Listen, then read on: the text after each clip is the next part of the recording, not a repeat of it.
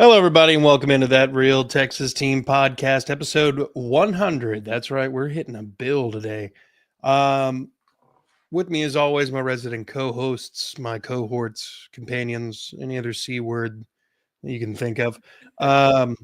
We got Mike up here at the top right. Make sure you're going over to Mass 3 Productions, like, subscribe, notification bell over there, trying to grow his program. And then we've got... at the bottom, we got Chris. We got AKA Pac-Man Freestyle, the Slim Chicken, co-host of That's Crazy Podcast and Talk. So, like, subscribe, notification bell over there.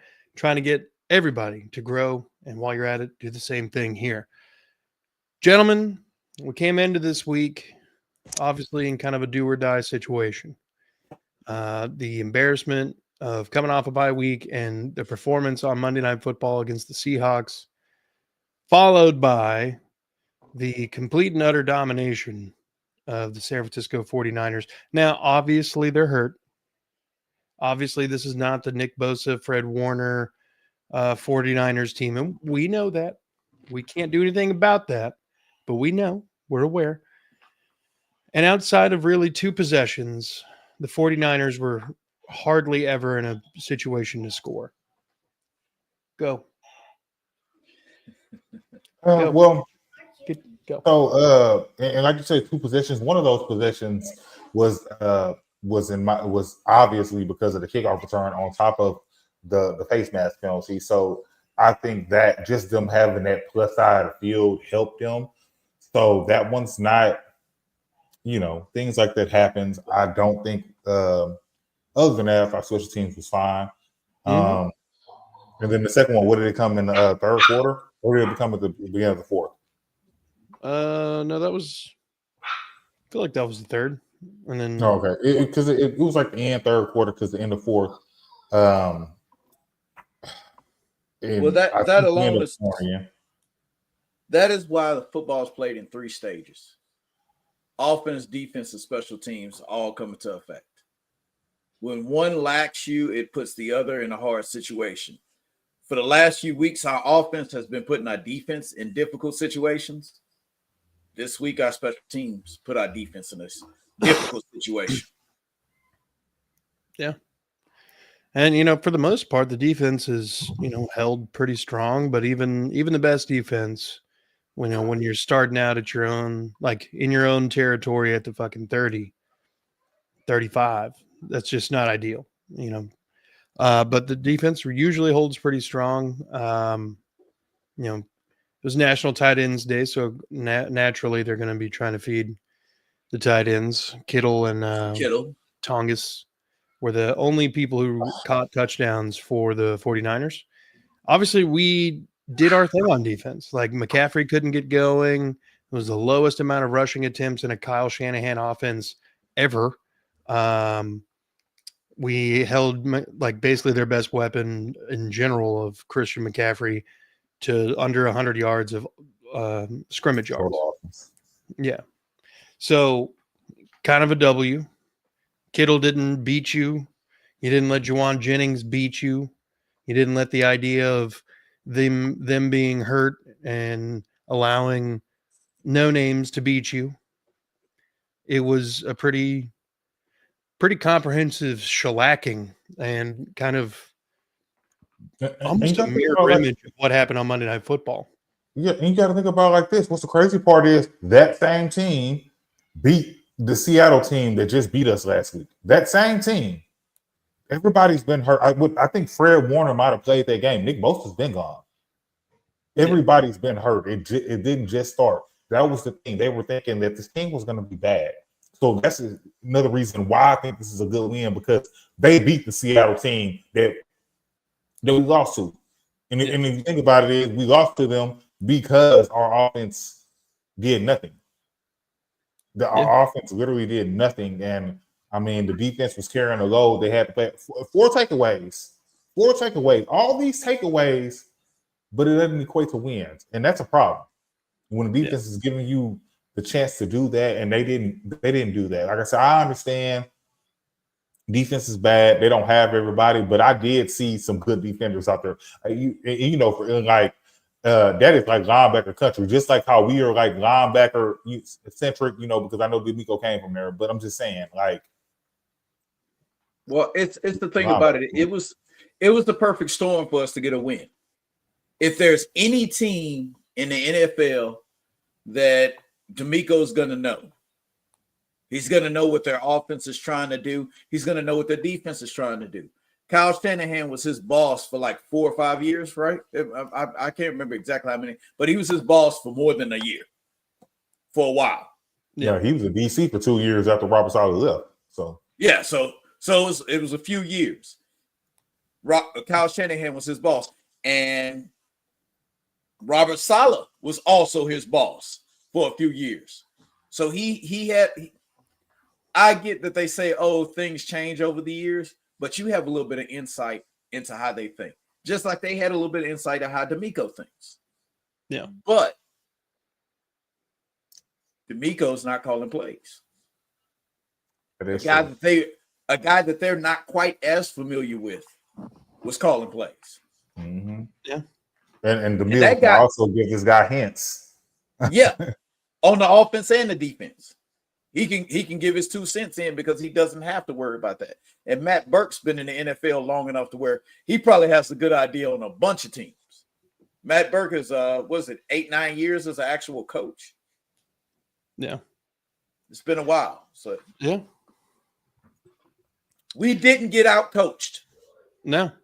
That might be the first time this year we could actually say that. Yeah. Well, no, that Tennessee game. Like it's the crazy part. Like I know CJ threw that interception, but he threw the interception at a time that I didn't care that he threw that interception. That makes sense.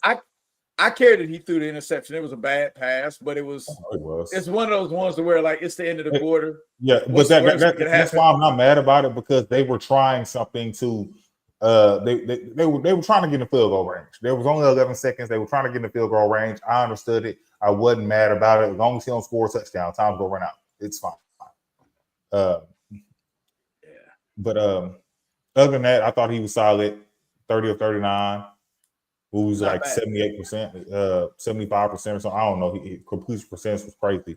This is his best completion percentage year that he's had since he's been in the NFL. Even with that nonsense last week that he had. And that's the thing is, and he's known for being an accurate quarterback. So that's crazy. Yeah. This is your best year, bro. Well, I think he's taking a lot more checkdowns and a lot more out of the backfield kind of stuff going on. So, I mean, as much as I hate to say it, so you say he's playing Daniel Jones football? No, I think he's playing Drew Brees football.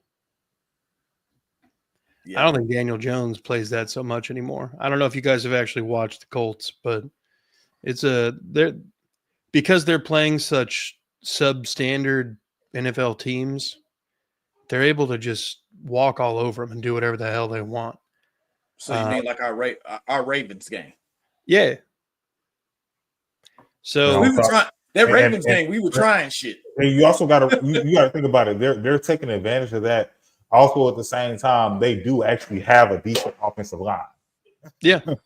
And Jonathan Taylor is about to be in the MVP conversation if he's not already.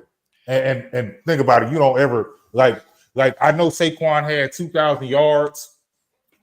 I'm not thinking about him. I think he's gonna, but he's gonna have the touchdowns. He won't have the 2,000 yards, I don't think, but he's gonna be up there. Yeah. Look, the Colts are at their midway point right now. All right. Like week 9 is their midway point. They haven't had their bye week yet. This is what we've got left. Steelers, as this is in Pittsburgh, home against Atlanta, but that's in Berlin. So it's like an 8:30 kickoff. Bye week at Kansas City, home against Houston, at Jacksonville, at Seattle, home against San Francisco, home against Jacksonville, at Houston. That's crazy. Hey, they schedule do get really tough because I don't think they gonna beat us twice. Yeah, because or even once for that matter.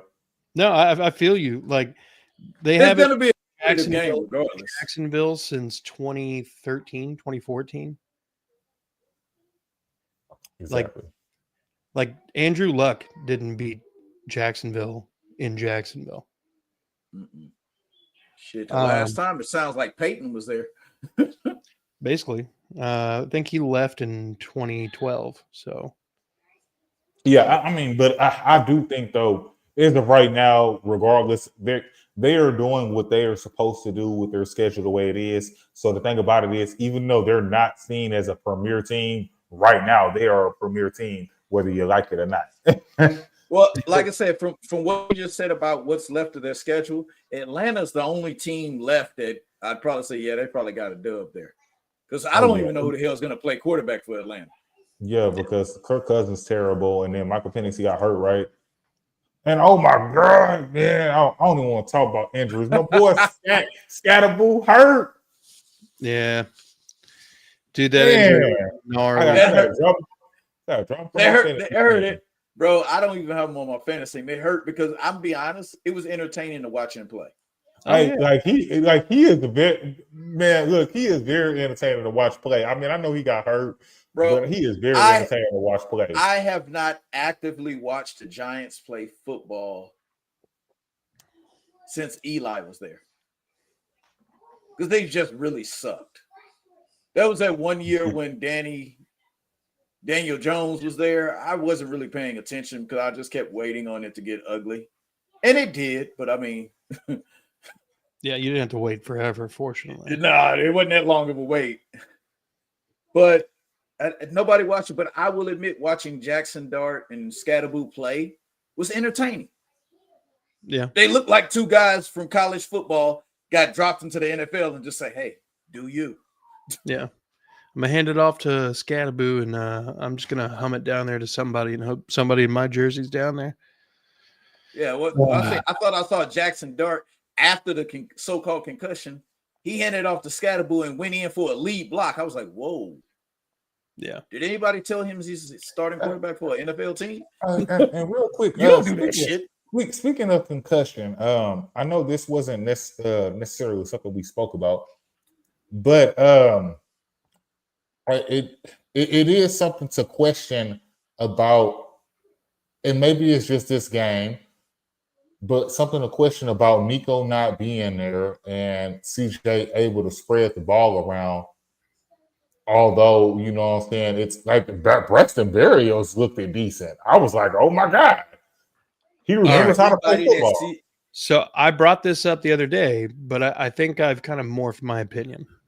I'll let Mike go, and then. Oh yeah, Mike wasn't here for that though. Oh, that's right. Yeah. So I basically hypothesized that, after Nico got hurt, CJ seemed to be like giving up the ball a little bit better, and then, just kind of spreading it around and being more efficient, kind of like Deshaun that year that DeAndre Hopkins left.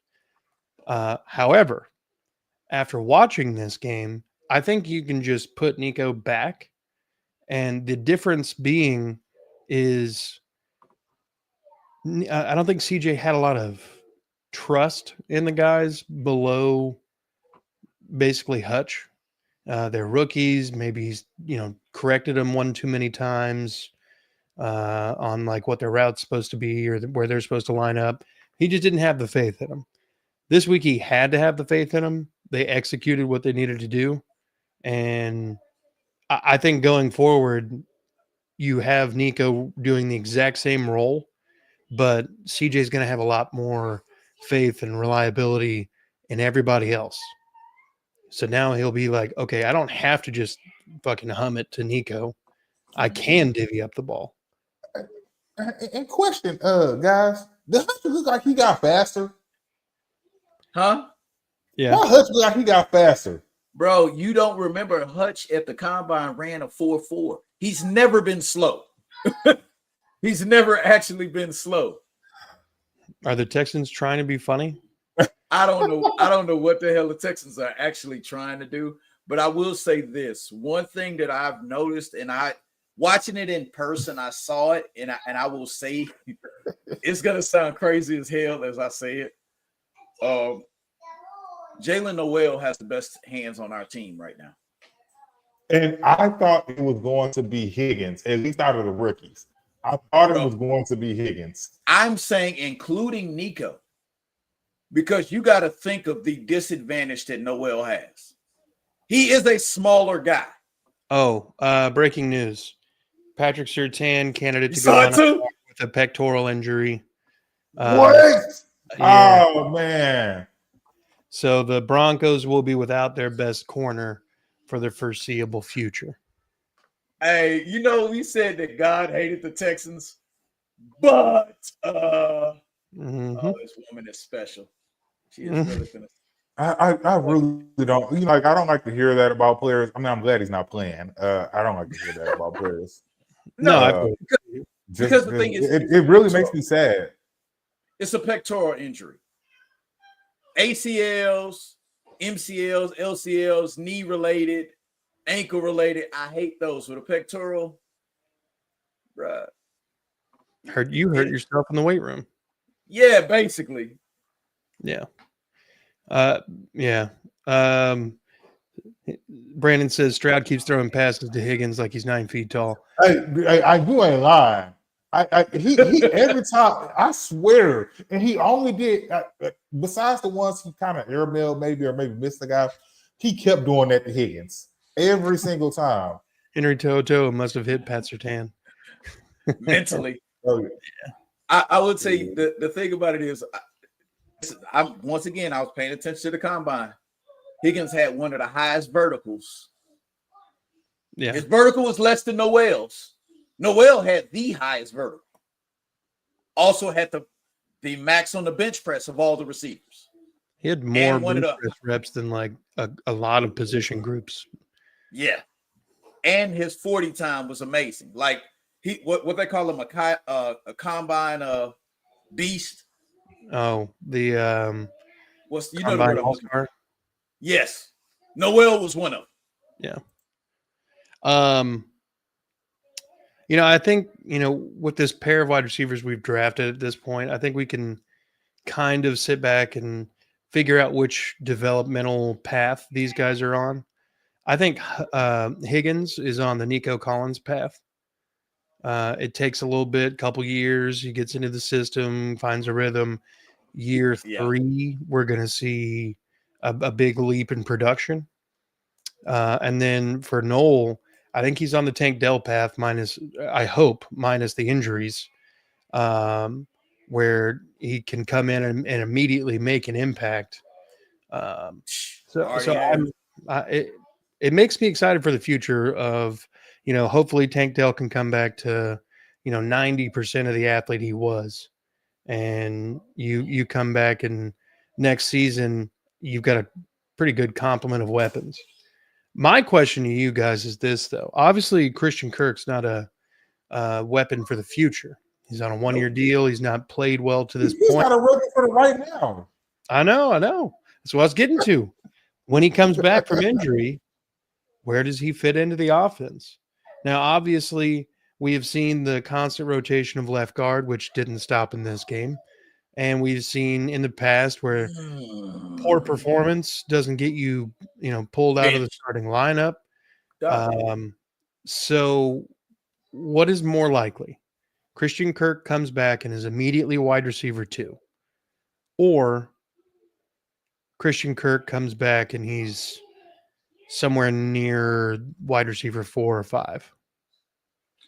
I'm going to be honest, from what I know about Christian Kirk and why, if he's healthy, I don't have an issue with him being wide receiver 2. I really don't. Because one of the biggest things that we do not want from a receiver is a receiver that has the dropsies. Christian Kirk has never been known for having the dropsies. But the thing is, it's that caveat of if he's healthy. If he's healthy. Damn, that's cold-blooded. That's accurate, but it's cold-blooded. Think about it like this: like when you say somebody with a football body, Jay Daniels didn't even play tonight. Little bitty quarterback. He played 3 games this year, and I'm just saying, just as a small guy, you know, just in general, I'm making that comparison to like Tank Dell thing. Tank Dell is a really small guy, extremely athletic, great, fast as hell, can catch the ball like crazy, but small. You know what I'm saying? Like, I mean, but But the other thing to keep in mind that a lot of people forget, y'all do understand that Jaden Daniels is actually older. His real name, RG4. Oh my God! Damn. I was gonna say the one thing that a lot of people forget about Jaden Daniels, y'all do know he's older than CJ, right? Yeah, he's like 25 already. Yeah. He's played a lot more football than guys that are in their second, third, and fourth years. Yeah, him. What Bo Nix too? Like, Yep. right? Yeah, Am I was right? like 25 That was the whole thing about Bo Nix. Where did he come from? Oregon? Oregon, Auburn. I think there was a third school. Was it Oklahoma State too? Nah, probably not in Oklahoma State. I don't know, but he played for a long time. But no, I know Dylan that was the thing about him. Dylan Gabriel, same thing. Yeah. These are guys that have had 6 years of college somehow. Well, look, let's get back on track here, gentlemen. Yeah. So best performances of the season, CJ Stroud. Obviously the hyper efficiency, 30 for 39, or 39 for 30, however you want to word that. You had it right the first time. 318 yards, 2 touchdowns, and an interception that honestly they didn't need to be that aggressive at the end of the half. They could have just taken a knee. But otherwise, sort of like that they were that aggressive. I mean, it's a little different. It was definitely different. I'll tell you that. But I feel like the situational awareness is so like sometimes they turn it on. You know what I mean? I feel like if the offensive line is in any way performing terribly, the QB sneak just doesn't exist, and like a bunch of other shit just kind of stops existing. That are kind of staples. Like again, offensive line performing terribly. They were like, fuck it. We can't really set up for field goals. So we're not going to kick them. Damn dummies. Yeah. We would have had the same amount of points this weekend, last week, if they would have just kicked the damn field goals. Still, what on that topic, I'm still wondering where the hell did the British Brooks dive disappear to? Yeah. It's just gone. Yeah. And it worked exceptionally well every time we ran it. He needed 1 yard, he gets 6.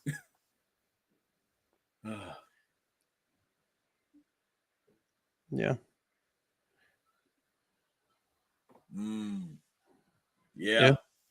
Well, look, also, so like Nick Caley trusted his guys. It was a situation where his offensive line was playing well. There wasn't a lot of stupid back-to-back stupidity plays, like against the Seahawks where it was 3rd and 1. We ran the play to the outside and didn't get anything, and then ran the same fucking play to the same fucking side again. Same exact play, no different. Nothing different. Same players and everything. You do that, and then you turn around and don't have any instances of that at all the next week. I love that. I wish. To be honest, I don't even think I saw that play called yesterday. No, it was. It was a variation of it was called, but they called it with running it to Blake Fisher's side as that 6th lineman. Yeah.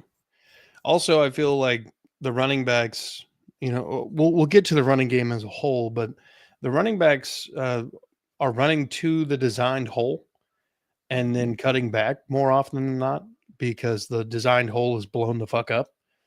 And, and then they cut back and they get 5 yards. Now, that part of that is a little bit of the zone scheme, and part of that is, just your interior line getting shat on. But the defense probably played its best game. If you really want to think about it. I mean, it wasn't necessarily the most sexy game for defense, but 2 drives.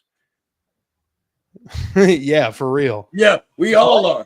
And always inactive. What the Yeah, I know. He's on the active roster, but he was inactive in game day. Bro, that is hilarious. Trent Brown has the best contract in all of the NFL. I mean, fortunately, it's not very expensive for us. Yeah, but for what? I mean, I hear you. He's just a locker room leader, I guess. But he's a practice squad guy getting an NFL contract. Yeah. But anyway, back to the defense. Really just the two opportunities for scoring, and one of them was set up by a great kick return, field and face mask penalty. Defense just fucking annihilated it. They couldn't. The 49ers offense couldn't get shit going. 8 rushes by McCaffrey is insane. Wow. 25 rushes from him. I had to go back and look because I was like, wait a minute, he really only ran the ball 8 times? Wow. Yeah. And they couldn't even pass the ball to him, apparently. Oh, yeah, no, they couldn't. Anytime he touched the ball, I think he had one good 10-yard run, and that was like his best run all game. Bro. Yeah. Henry Toa blew his ass up on one of them pass routes. I was like, wow. Yeah. Yeah, I saw Z's blow a couple people up too. Mm-hmm. They were legal though. Legally. That's important. They were legal. He blew some shit up. Speaking of a couple of those, Will Anderson Jr. was a constant problem for this offensive line. He was in Mac Jones' face a lot. A couple instances that I think are not necessarily troublesome, but maybe in a different referee outfit, we might be looking at a slightly different outcome of the play. Specifically, the Kamari Lassiter interception late. Will Anderson Jr. definitely hits Mac Jones in the head neck area. Now, is it forcible? No, not necessarily, but you find the right officiating. You saw what happened to Chiefs. The same exact thing happened in the Chiefs game. Exactly. And I think that you find the right officiating crew, and all of a sudden that interception's taken right off the board, and they're 15 yards closer. Or have this to go, depending on how where they're at. Yeah. Seahawks D ain't no joke. They definitely ain't. Seahawks are solid. Go ahead. The thing that comes to, I actually hate that play. I hate it because what do you expect a defender to do? He's swatting at the ball. He's not aiming for the man's head. Oh, especially if one of the line pushes you into it, and that's how I felt what happened with the Patrick Mahomes thing, and that's why I thought it was egregious. This one, I thought they could have been called. I would have thrown it. But that's the thing is, we pull this back. Was it 4 years ago? That was never called. Yeah, it was never, because I'm swatting at the football. His helmet accidentally gets hit. I'm not aiming for his helmet, because if I am, it's stupid for me. That helmet's harder than my arm. He had a couple of those, and he was also penalized a couple times for offsides and crucial situations. You know, there was one of them that was That's the second touchdown drive when they ran it, when they took it up like 80 yards. Yeah, but that's what happens when you spend the summer with Myles Garrett. Look, and by the way, who had a fucking crazy weekend? He already has like 12 sacks already. Like it's crazy. He has a bunch of sacks already. But Myles Garrett, isn't he known for jumping off sides on the same thing? Because he's trying to beat the count. Yeah, he's trying to get an advantage. That's why him and Laramie Tunsil is always such a battle, because they're both trying to get that same advantage. Yeah. Well, you know, the offense did its job, the defense did its job, and the special teams, which had been really consistent for most of the season, after having kind of a letdown game in Seattle, comes back and has a really solid performance, other than, again, the kick return that we've already mentioned. You know, I thought about it as we were talking about it. You remember the one that Kaimi didn't even get into the landing zone? Yeah. Oh, I forgot all about that. Yeah, special teams bad. No, that's the other touchdown. Yeah. That was the other touchdown. It was on that. It was a lot closer. Yep. Yeah. I feel like they had a quite of a long drive. But they still did, because it was like from the 40.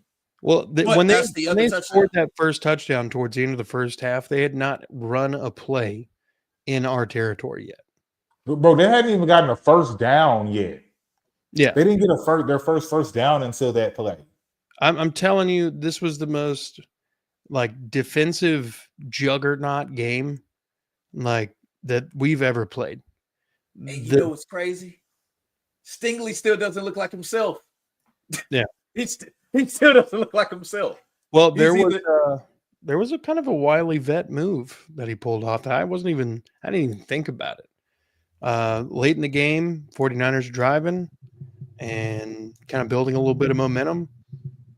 He dropped down for the injury.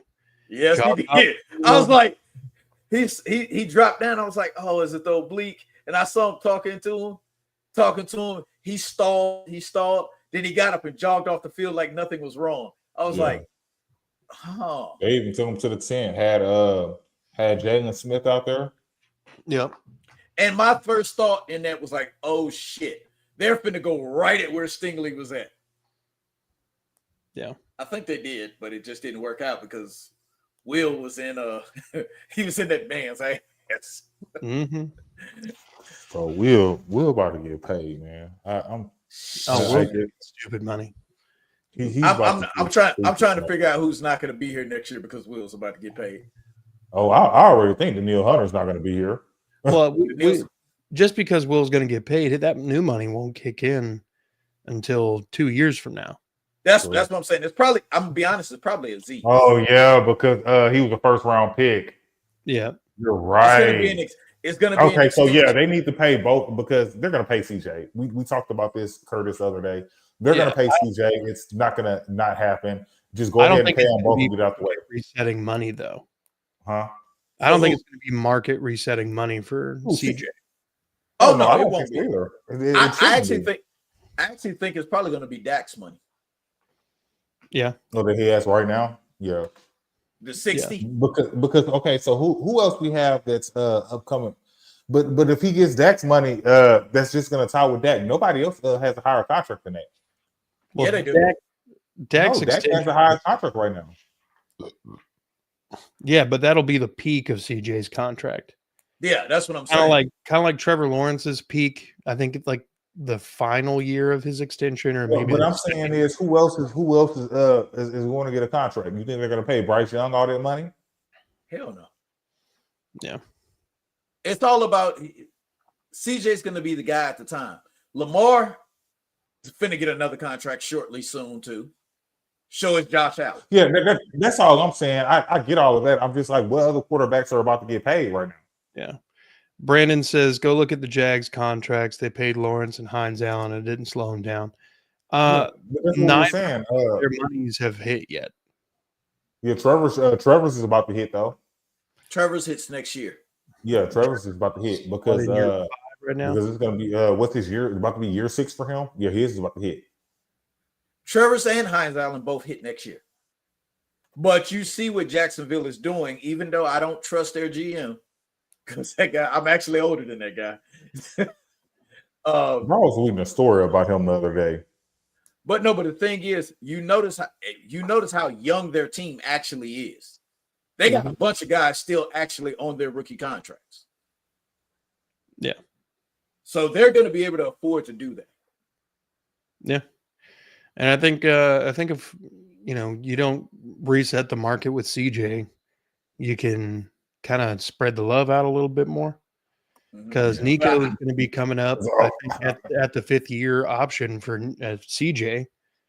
So, I mean, oh my God, bro, and man, Will. I mean, I know he's not.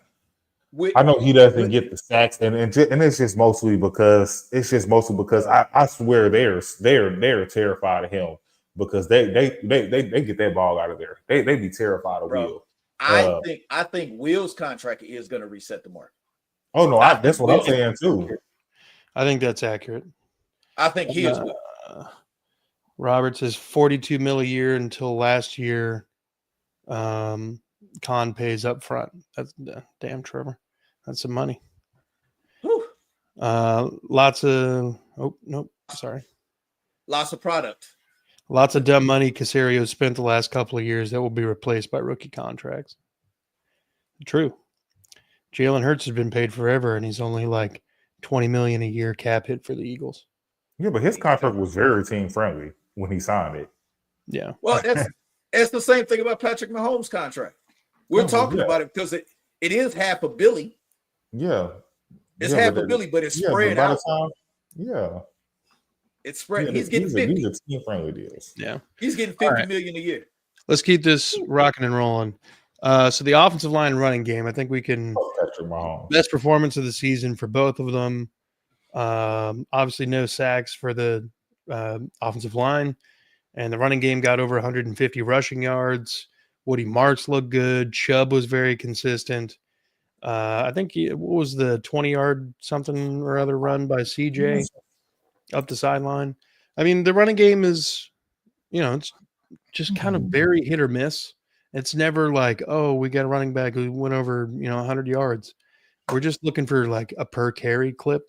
And Woody Marks 11 for like 62 is it. That's what we're looking for.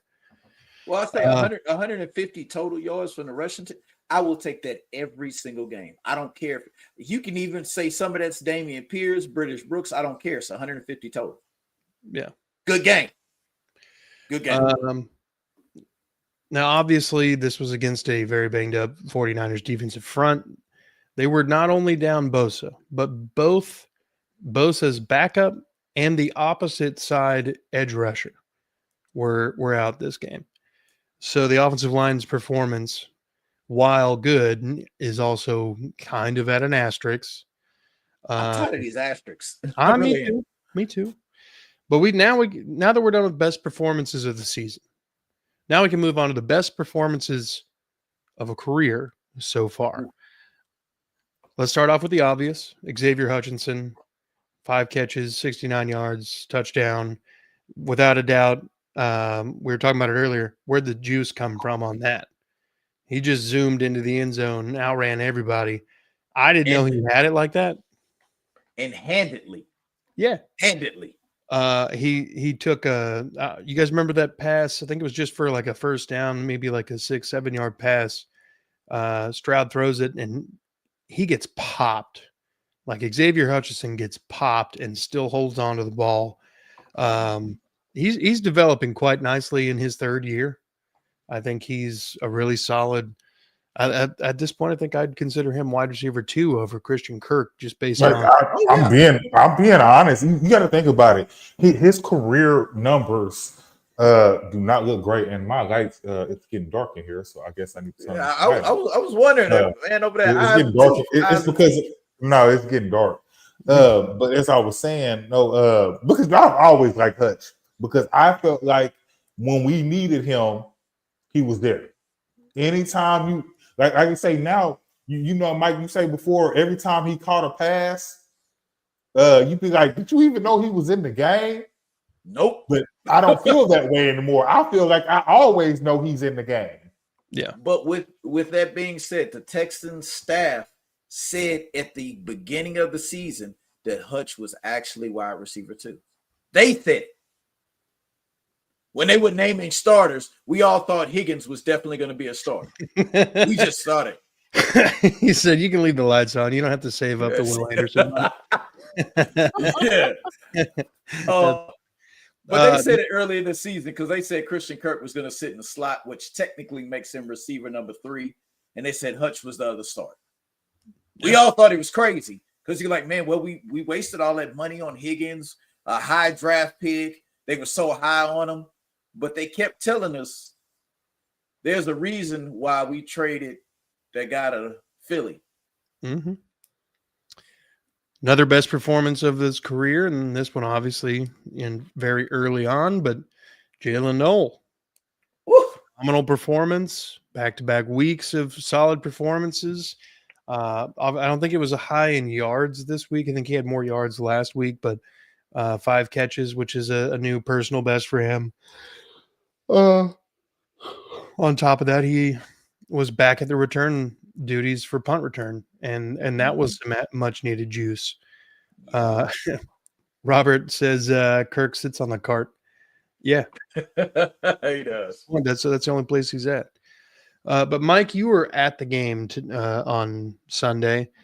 Yeah. Kind of tell us about the atmosphere and what was going on there. Oh, you mean the goddamn 49ers home game? Yeah, I guess that would be it. Yeah. Texans fans that are out there watching this, if you are a guy or girl, if you are a Texans fan, please stop selling your tickets. Turn out for your team, please. I have never, and I've been a season ticket holder for close to 12 years. I have never been in a building that was that much the opposite team. That was a 49ers home game. If you were watching it at home, because I've rewatched the recording, you can hear it while CJ's on offense. This is the time when the crowd's normally quiet. It is loud as shit. It is loud as shit in there, man. No. It was so much. To answer this question, sorry. No. It's so much. Yeah, it was. It literally was. Because me and my son went. Normally, me and my wife go. Sometimes me and my son go. Me and my son went. There was somebody right in front of us in line that was trying to get in with their tickets. And when they scanned them, it actually said these tickets had already been scanned once. So here's this guy in his entire 49er outfit. They scanning his ticket over and over. And he's like, no, bro, this ticket's already been scanned. Bro, you got scammed. There was so much. The 49ers red and the Texans red. I never noticed they were so close to the same color. I saw Terrell Owens jerseys. I saw Jerry Rice, Joe Montana's, Fred Warner's. I saw a Patrick Willis jersey. What a good, what a pull, but like solid linebacker. Yes, but that's what I'm saying. All these different San Francisco 49ers jerseys. I saw Michael Crabtree. That's how deep their fans were in this game. Yeah. Now it was good to walk out of the building and seeing how unhappy they were, trying to figure out what the fuck just happened. Facts. No D'Amico Ryans jerseys, man. No D'Amico Ryans. I wouldn't mind getting my hands on one of those. I wouldn't either. I saw Andre Johnson. I saw Matt Schaub. Of course, J.J. Watt. I even saw Cecil Shorts. Damn. Oh, shit. Now that's a pull. Yeah. Yeah. It was like, wow. Tony Baselli. There was some jerseys in there I hadn't seen before, but you could tell they've had them since the beginning. This wasn't, I pulled something out. This is called us fading a little bit. All right. So, Mike, I tried to get a prediction out of you, but I couldn't get you one. But Chris said that the Texans would win 24-21, and I had 28-20. I'm going to be honest. I would have been wrong. Because I had 20-14. You'd have probably been the closest. Yeah. Hey, I might do it. I might do it, guys. I mean, why not? On this AFC South show, I was the only person who chose the Texans to win. I stayed with my same score, 28-20.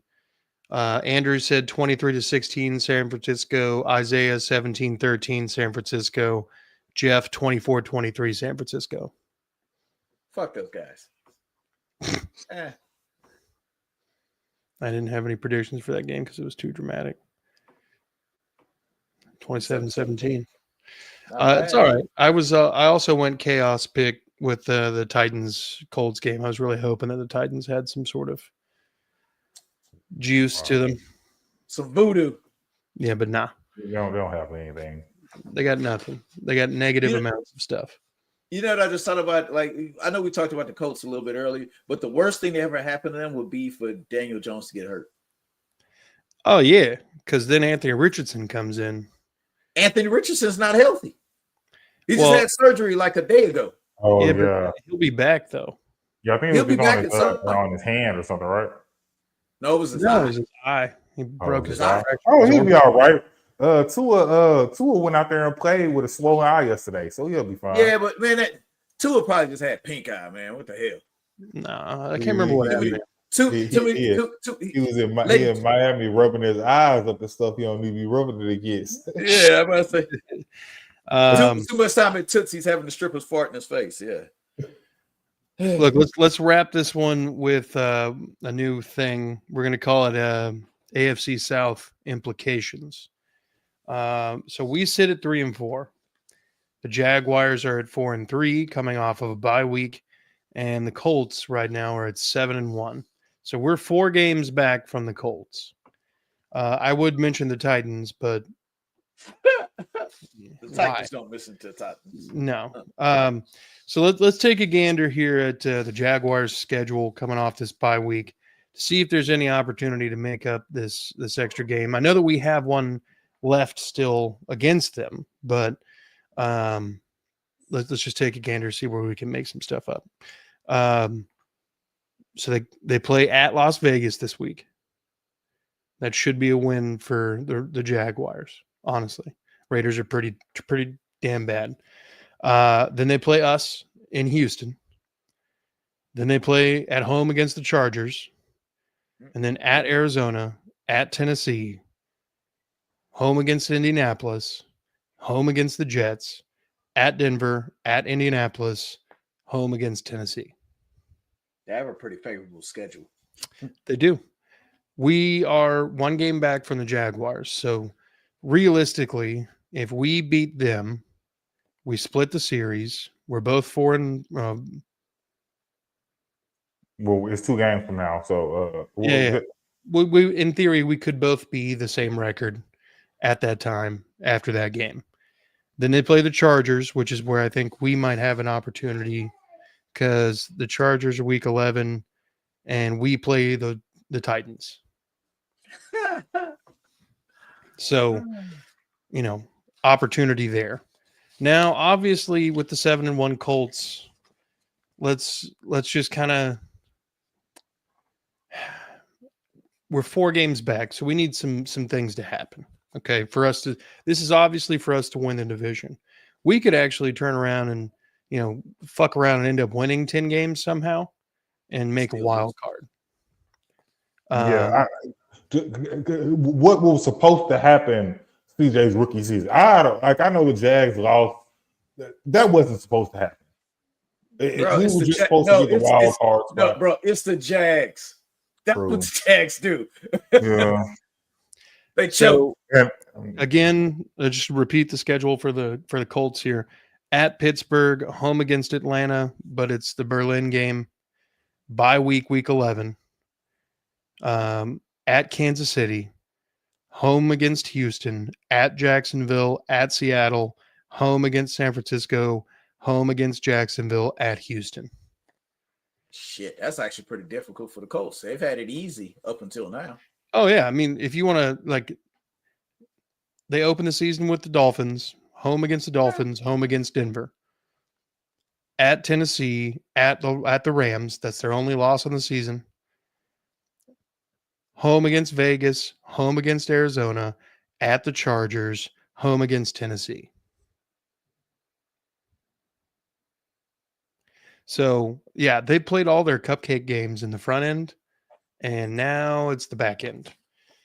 Atlanta's the last cupcake game they have, but like you said, being that it's in Berlin, things happen when you go across time zones. Yeah. What up, Dime? I see you in the chat, buddy. Brandon says Raiders upset game after Jags return from the bye week cold. Playoff predictions: Chiefs have to go to Cold Stadium. Texans have to go to Pittsburgh. It's possible all 3 get in. It is the way it looks right now. Well, no, not with the Patriots and the Bills. Yeah, I think that's gonna because for all 3 to get in, you would need one each. No, there's 7 playoff teams. Oh, okay. Well, yeah. So, the thing about it is, but I think the Chargers are going to be okay. No, it's not possible for all 3 to get in unless the Broncos got to fall off a cliff also because Patriots are playing great. Like you can't take it away from Patriots. But the thing is, the Patriots the have AFC the easiest schedule on the planet. Yeah, exactly. But the Patriots have the AFC East locked. I'm gonna be pretty honest. It's hard for them not to. Okay, okay, so they have it locked. The Bills are not going to miss the playoffs. So that's two. Chiefs are going to win their division. So we're not even going to do that. I'm gonna be honest. I don't know. Okay, so let's say the Chiefs don't win the division. They're in the playoffs. Who are you going to say winning it? The Broncos or the Chargers? Because I'm gonna lean more Broncos because I don't trust the Chargers.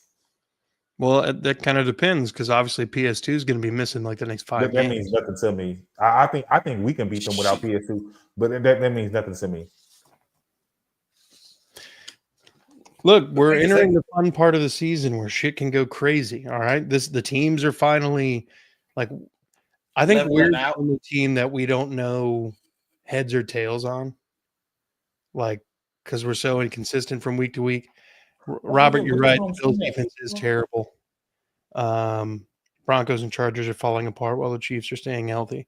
You're not wrong. But look, I mean, I think the Colts will probably I think they should probably beat the Steelers.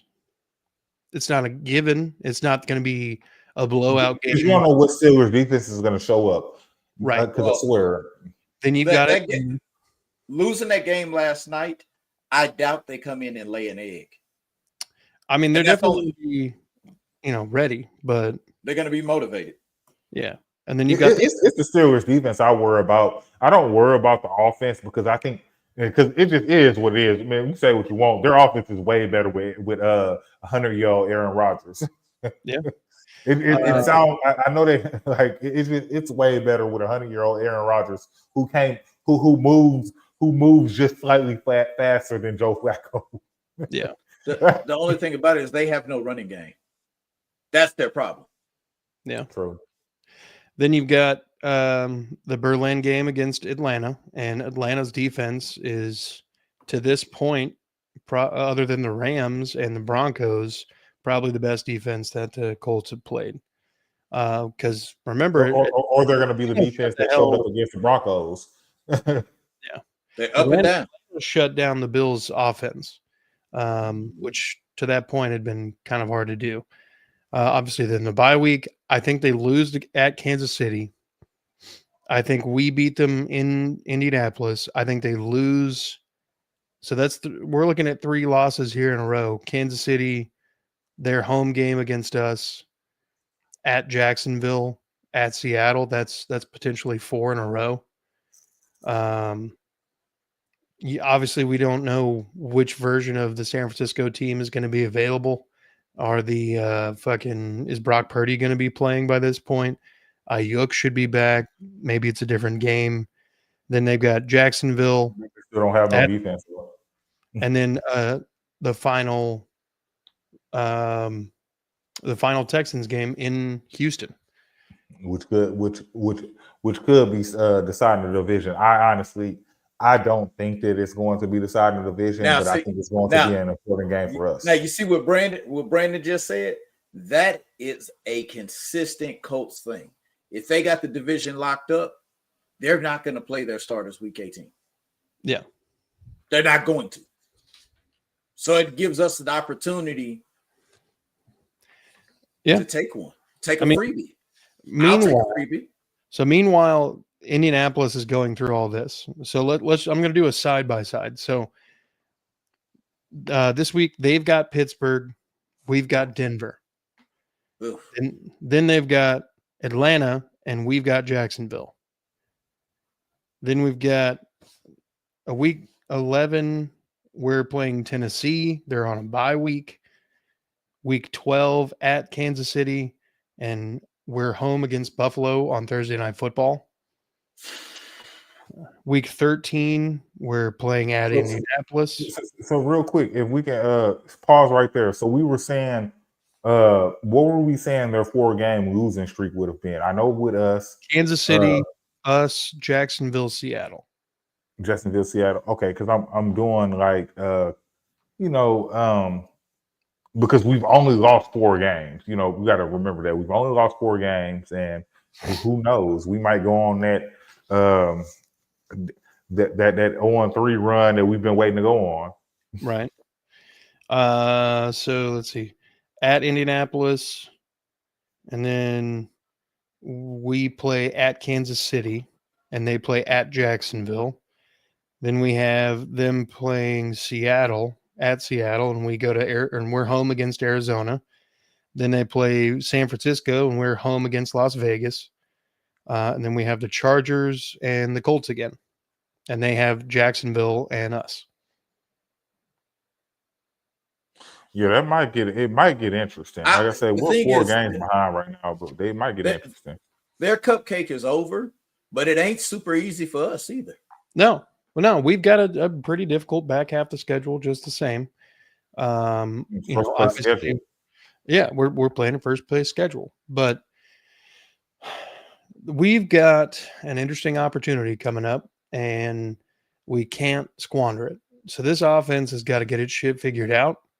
It's got to get consistent and in a hurry if we're going to ever have an idea of entertaining this 3-4 start turning into anything else.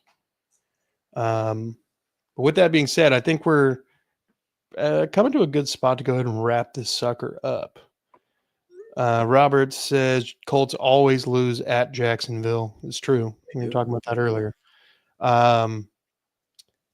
But taking away the division from them in Week 18 would also be glorious, depending on if the teams get streaky. Yeah. Remember, Jonathan Taylor always stays 100% healthy, right? Even when getting a ton of workload. Yeah. We need to go 7-3, the remainder for a 10-7 record. Yeah. It's doable. That's definitely doable. It's not impossible. I mean, 7-3. So let's just take a gander here. Take our cupcakes out, which is Arizona and Tennessee. Vegas. So we got three cupcakes there. So that's 3 wins. We need 4 more. 4 more. So Denver, Jacksonville, Buffalo, Indy, Kansas City, the Chargers, and Indy again. I got us beating the Chargers, and I got us beating Jacksonville, Buffalo, because we always beat Buffalo for some reason. Yeah, I don't like this Thursday night game. I don't like that. I don't either. But I just, it does come after us playing Tennessee, so hopefully we can get up early enough to where we can just rest the starters. Anyway, I think we beat Jacksonville.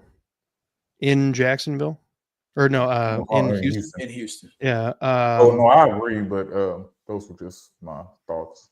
No, I'm with you. So I think we beat Jacksonville. I'm just going to count them out: Jacksonville, Tennessee, Arizona, Vegas,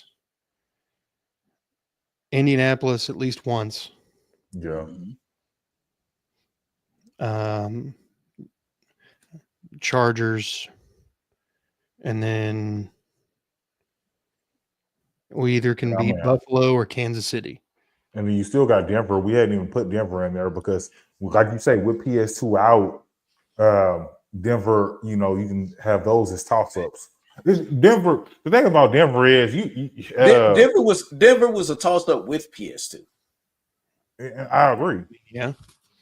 So I mean, without it, it's maybe a little bit more in our favor, but But that's if that guy doesn't have headaches anymore. Yeah. We've been winning all of our revenge games this year. Right? Thank you. That's to me. I know it sounds bad. If beating Baltimore was like my first real playoff win in my head, beating the Chiefs is my AFC division. I need that. If we can beat Baltimore and the Chiefs in the same year, I don't give a damn about that. I mean, shit. It would go a long way if we can beat Baltimore, Buffalo, and Kansas City in the same season. What? Exactly. Now, obviously, Baltimore, not what they were, but like I said, I think this is a good spot to go and wrap it up. Gentlemen, I want to thank you both for coming on and taking time away from your families to come on and talk Texans ball. I always appreciate you. Make sure you guys go over to That's Crazy Podcast and talk, like, subscribe, notification bell over there. Do the same thing for our main man, Mike, at Mastery Productions all across the interwebs. Do the same thing here on this on That Real Texas Team podcast. Like, subscribe, notification bell. Go Texans, be good people, fuck the Colts. Fuck the Colts.